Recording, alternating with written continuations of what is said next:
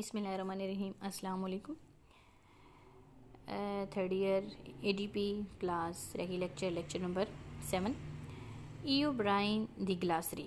हम जो है लुगत के बारे में पढ़ रहे थे कि जो हैं वो लुगतें कौन कौन सी हैं और हमारे सिलेबस में जिनके लुगतें शामिल हैं उनको पढ़ा हमने। निसाब ज़रूरी लुगत पढ़ ली थी। अब नेक्स्ट हमारे पास है सेकंड पे ई ओब्राइन दी ग्लासरी, यानी एडवर्ड ओब्राइन इसका पूरा नाम है। दी ग्लासरी यानी की ग्लासरी, यानी एडवर्ड ई से एडवर्ड ओब्राइन की ग्लासरी, उसके बारे में पढ़ेंगे। उसने कौन सी ग्लासरी लिखी, कब लिखी। ये अंग्रेज़ था।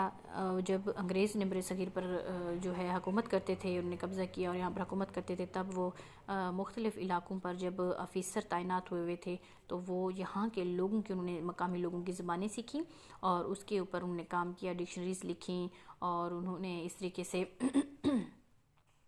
जो है वो काफ़ी काम किया समझने के लिए कि ताकि हम इन लोगों के साथ कम्युनिकेट करेंगे तो हमें इनकी ज़बान आनी चाहिए। तो उन्होंने इस पर बड़ा काम किया। अब ये है कि ई ओब्राइन की ग्लासरी जो है वो ग्लासरी अंग्रेज़ी ज़ुबान दा लफ्ज़ है, यानी अंग्रेज़ी ज़ुबान का लफ्ज़ है ग्लासरी। अते ये इस्तिलाह एक ख़ास किस्म की लुगत किते वरती वेंदी है, यानी ये लफ्ज़ ग्लासरी जो है एक ख़ास किस्म की लुगत के लिए ये वर्ड इस्तेमाल किया जाता है। वरना तो अक्सर हम डिक्शनरी कह देते हैं, उर्दू में लुगत कह देते हैं, लेकिन ये ख़ास किस्म की डिक्शनरी के लिए ग्लासरी का वर्ड इस्तेमाल करते हैं।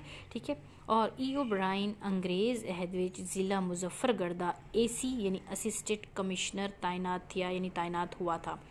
ई ओब्राइन अब अंग्रेज़ था और अंग्रेज़ी अहद में जब अंग्रेज़ यहाँ हुकूमत करते थे तब ये ज़िला मुजफ्फरगढ़ में असिस्टेंट कमिश्नर के ओहदे पर फाइज हुआ था ई ओब्राइन। एंड और इन द पीरियड, इसका जो दौरानिया था, पीरियड्स था, वो कब से कब तक था, ये 1873 से 1880 तक का था। यानी इसकी जॉब का 80 तक रिहा यानी रहा, इसका जो टाइम ड्यूरेशन था जॉब का वो यहाँ से यहाँ तक, यानी 1873 से 1880 तक का रहा।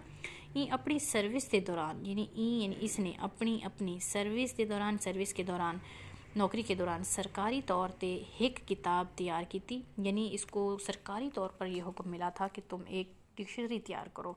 यहाँ के मकामी जो लोग रहते हैं, सराइकी लोग यहाँ आबाद हैं, उनके अल्फाज की जो है वो नामों की एक फ़हरिस्त बनाओ, डिक्शनरी बनाओ, उनके वर्ड्स इकट्ठे करो और उनके मीनिंग्स जो है लिखो ताकि हमें मालूम हो कि किस चीज़ को वो क्या कहते हैं। तो सरकारी तौर पर उसने एक किताब तैयार की जिसको ग्लासरी ऑफ द मुल्तानी लैंग्वेज, ये अब उसका नाम उर्दू में भी लिखा हुआ है, इसराइकी में भी लिखा हुआ है और यहाँ इंग्लिश में भी है, ग्लासरी ऑफ द मुल्तानी लैंग्वेज। इस नाम से उसने ये ग्लासरी, ये डिक्शनरी तैयार की। द नाम लिया गया, यानी नाम दिया गया, उसको नाम यही दिया गया द ग्लासरी ऑफ मुल्तानी लैंग्वेज। ई किताब यानी डिक्शनरी विच ज़्यादातर किसानां दी इस्तिलाहात, यानी किसानों की जो इस्तिलाहात ते अल्फाज को इकट्ठा करते, यानी उनको इकट्ठा करके ते उन्हां दे मानी ते मफहूम, यानी उनके मायनी और मफहूम अंग्रेज़ी विच दर्ज किए गए।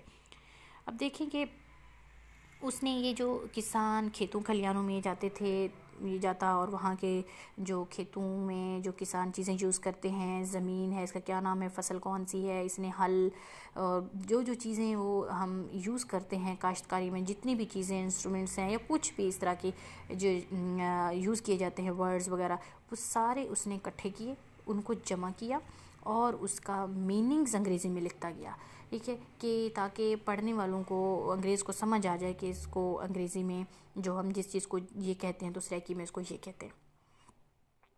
इन लुगत की खसूसियत ये है, यानी इस लुगत की खसूसियत ये है जो इनको अंग्रेज़ी हरूफ तहजी दे नाल रोमन स्क्रिप्ट विच भी लिखा गया है। अब इस डिक्शनरी की ये खूबी है कि इसको अंग्रेज़ी हरूफ तहजी के साथ साथ रोमन स्क्रिप्ट में भी लिखा गया है, यानी अंग्रेज़ी के हरूफ तहजी से भी है और साथ में रोमन में भी लिखा गया। जैसे हम रोमन में कह देते हैं वर्ड हो गया किताब, देखिए अब इसका मीनिंग तो बुक बनेगा, लेकिन हम इसको किताब के ITAB किताब लिखेंगे तो रोमन हो गया ना, तो उसने रोमन स्क्रिप्ट में भी लिखा है जना जो, यानी जब बाज़ अल्फाज़ दे मफहूम को वाज़े करन किते, यानी बाज़ लफ्ज़ों के मफहूम को वाज़े करन किते, यानी वाज़े करने के लिए बुझारतां अखान, यानी बुझारतें जो होती हैं, ठीक है, वो और अखान जो हमारे प्रोवर्ब्स होते हैं, ज़रबुल मिसाल होती हैं वो, अति लोकगीत और कुछ लोकगीत जो वहाँ के इलाकों में रहने वाले जो अपने लोकगीत गाते हैं वो भी लिखे हुए मिलते हैं, यानी लिखे हुए मिलते हैं। अब इस डिक्शनरी में उसने अल्फाज के साथ साथ अल्फाज के मफ़हूम को तो वाज़े किया, यानी अल्फाज लिखे, उसके मफ़हूम लिखे, उसने जो है रोमन में लिखा और साथ में अंग्रेज़ी में भी उसके मतलब लिखते गए, यानी लफ्ज़ों को इकट्ठा किया, उसके मफ़हूम यानी मीनिंग्स लिखे। उसके साथ साथ उसने क्या क्या बुझारतें और अखान यानी ज़रबुल मिसल और गीत भी लिखे हैं उसने इस डिक्शनरी में। इलावा अजी यानी इसके अलावा इंदे विच इसमें सराइकी इस्लाहात दा यानी सराइकी इस्लाहात का दा सिंधी अते पंजाबी अल्फाज नाल तकाबुल भी किया गया है। यानी अब उसने सिंधी पंजाबी जो सराइकी की इस्लाहातें, जो सराइकी में जो चीज़ें आलात अशिया होती हैं उनके नाम का सिंधी और पंजाबी के साथ तकाबुल भी किया कि सिंधी में इस चीज़ को मतलब एक चीज़ को सराइकी में ये कह रहे हैं तो इसको सिंधी में क्या कहते हैं, इसको पंजाबी में क्या कहते हैं। तीन ही चीज़ों का तकाबुल किया कि आया कितनी चीज़ें सिंधी वाले इस चीज़ को एक जैसा बुलाते हैं, कितने पंजाबी वाले एक चीज़ को एक जैसा बुलाते हैं। मतलब कि हम अब कहेंगे कि एक चीज़ है, मिसाल ले लें प्लेट की, कि हम सराइकी में उसको कटोरी कह देते हैं, पंजाबी में कोली कह देते हैं, सिंधी उसको क्या कहते हैं। इसी तरीके से उसने तीनों का लिखा कि फ़लाँ ज़बान वाला इसको क्या कहते हैं, इसको क्या कहते हैं। इसी तरह उसने इन चीज़ों के, इन अल्फाज के जो है वो तीनों ज़बानों का उसने तकाबुल किया। ई लुगत विच सराइकी ज़ुबान दे तकरीबन 5000 अल्फाज अते इन्हां दा मफहूम शामिल है। ई लुगत विच यानी इस लुगत में सराइकी ज़ुबान के तकरीबन 5000 अल्फाज और उनका मफहूम शामिल है। इसने तकरीबन 5000 अल्फाज इकट्ठे किए और उसके मीनिंग्स लिखे। तो ये डिक्शनरी 5000 अल्फाज की उसने तैयार की, किसने, ई ओब्रायन ने। अब देखे हैं कि उसने है उभरण, ween to rise to swell. अब उसने उभरण, देखें UBHARN उभरण। अब देखें सराइकी में उभरण कहते हैं यानी उभरना, तुलू होना। जैसे हम कहते हैं ना सूरज उभर रहा है, उर्दू में कहते हैं सराइकी कहते हैं सूरज उभरण या उभर गए। तो ये टू राइज टू स्पेल यानी अब उसने इसके मीनिंग फिर इस तरह इंग्लिश में दी। उसकी डिक्शनरी के कुछ नमूने हैं, प्रेजेंट और जो है पार्टिसिपल, ठीक है ना, उभरदा, फ्यूचर। उसने बताया कि इसको प्रेजेंट में इस लफ्ज़ को क्या कहेंगे, जो है पार्टिसिपल में क्या कहेंगे, फ्यूचर में क्या कहेंगे, ठीक है ना। उभरण यानी उभरया, उभरदा यानी कि ये फ्यूचर में हो गई। इस तरह यानी कि जैसे हमारी आगे ग्रामर के लिहाज से किस चीज़ को क्या क्या बुलाते हैं उसने सारा इस तरतीब से लिखा हुआ था। जो कि उभरसिन यानी पास्ट पार्टिसिपल, ठीक है ना। उभरिया ये उसने बताया है कि इसको प्रेजेंट पार्टिसिपल में उभरदा कहते हैं और उसको पास्ट पार्टिसिपल में उभरिया कहते हैं, ठीक है। वर्बल नाउन, ठीक है ना, उभार, राइजिंग। ये उसने इतनी डिटेल से ये लिखा है, एक लफ्ज़ के उसने कितने सारे जो है मीनिंग लिख दिए हैं अपनी अंग्रेज़ी में भी। और उसके अलावा है सिज उभारा, ठीक है, सनराइज़, सेकंड द ईस्ट। अब यह है कि उभरिया यानी कि चंद्र नाल उभरिया तारे, उभरिन तारे यानी कि चंद्र नाल उभरिन तारे।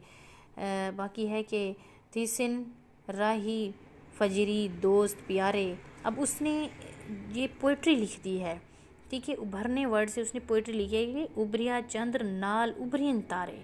अब उसने ये रोमन में लिखा है कि उभरिया चंद्र यानी चांद उभरा, नाल उभरिन तारे यानी 7 तारे भी उभर आए, ठीक है। थीसिन राही फजरी दोस्त प्यारे यानी कि जो दोस्त प्यारे हैं वो फजरी यानी सुबह को राही हो जाएंगे, अपने सफ़र पर रवाना हो गए। यानी ये दोस्त प्यारे रात होते ही, चांद निकलते और सितारों के नमूदार होते ही हमारे पास स्टे किया, ये सुबह होते ही रवाना हो जाएंगे, राही हो जाएंगे। The moon has risen when the star are rising.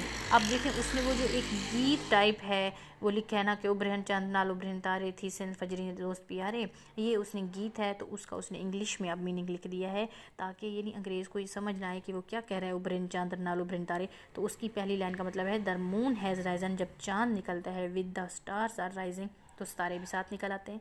ठीक है, माय डियर फ्रेंड्स, मेरा प्यारा दोस्त, will start in the morning on their journey. अब ये सॉन्ग है, ठीक है ना। उसने सॉन्ग मैंने आपको बताया ना ये गीत है, इस गीत की 2 लाइनें यहाँ उसने सराइकी में लिखी हैं, लेकिन सराइकी क्या रोमन में, उसने सेम टू सेम सराइकी नहीं लिखी, रोमन में लिखा है। देखिए जैसे हम SMS लैंग्वेज यूज़ करते हैं उस तरह रोमन में लिखा हुआ है और उसने इंग्लिश में उसके साथ मीनिंग लिख दिया है ताकि पढ़ने वाले को आसानी से समझ आ जाए कि इसमें क्या बात हो रही है। ई नमूने कनु साबित थींदा है, यानी इस नमूने से पैटर्न से साबित होता है जो अंग्रेज़ां सराइकी ज़ुबान को समझण अते सीखण किते ठोस इक़दामात किते हैं। यानी इससे ज़ाहिर होता है कि अंग्रेज़ां ने सराइकी ज़ुबान को यानी सराइकी ज़ुबान को समझण किते यानी समझने के लिए और सीखण यानी सीखने के लिए सीखने के लिए ठोस इक़दामात किए। यानी उन्होंने इतना पुख्ता काम किया है कि हम इस ज़ुबान को अच्छे तरीके से समझ लें। उन्होंने रोमन में लिखा, साथ मीनिंग लिखे, साथ उन्होंने present, past, future, participle, past participle, present participle, ये सारे सेंटेंसेस में ग्रामर के लिहाज से भी उन्होंने वर्ड्स को वाजे किया है ताकि वो उनको क्लियर समझ आए।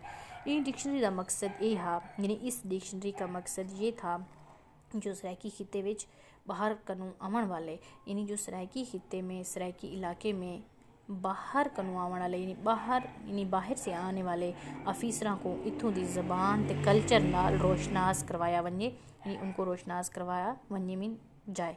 उन्होंने ये डिक्शनरी लिखी सरकारी तौर पर और सरकारी अपने दफ्तरों में वो डिक्शनरी लिख के रखवा दी। उसका मेन मकसद ये था कि अब जैसे ये ऑफिसर है लिख के रख गया, ये चला जाएगा, रिटायर हो जाएगा, नया ऑफिसर आएगा, वो यहाँ के लोगों को कैसे समझेगा।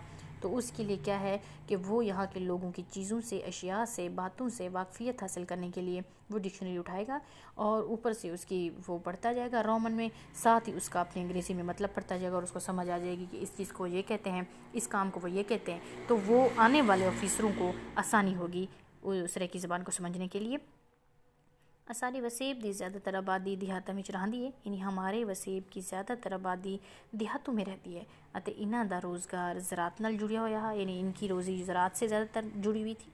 ये लुगत में ई ओब्रायन ने ज़्यादातर किसाना दी पेशावराना इस्तलाहात को जमा करते, यानी उसने ज़्यादातर किसानों की पेशावराना इस्तलाहात जो ज़रात में या किसानों के लिए जो चीज़ें इस्तेमाल होती हैं उन अल्फाज को उसने जमा किया है। उनके मफहूम तक उपड़न दी, यानी उनके मफहूम तक उपड़न पहुँचण दी चिंता की है, यानी कोशिश की है, जल्दी की है। चिंता कोशिश करना, जल्दी करना, फ़िक्र करना कहते हैं, ठीक है। उसने ये किया है कि उसने ये डिक्शनरी लिखी है तो किसानों के ऊपर ज़्यादातर लिखी है, अल्फाज जमा किए हैं और उनके मफहूम तक पहुँचने की कोशिश की है, ठीक है। और इसमें क्या है कि ये लुगत पहली बारी 1881 में छाया थी, यानी ये लुगत पहली दफ़ा 1881 में शाया हुई जब सराइकी ज़ुबान दे महान लिखारी यानी उसके बड़े लिखारी प्रोफेसर शौकत मुगल ने इन ग्लासरी का चौथा एडिशन 2001 विच मुल्तान विचों शाया किया है। यानी ये ग्लासरी 1881 में पहली दफ़ा ई ओब्रायन ने शाया की।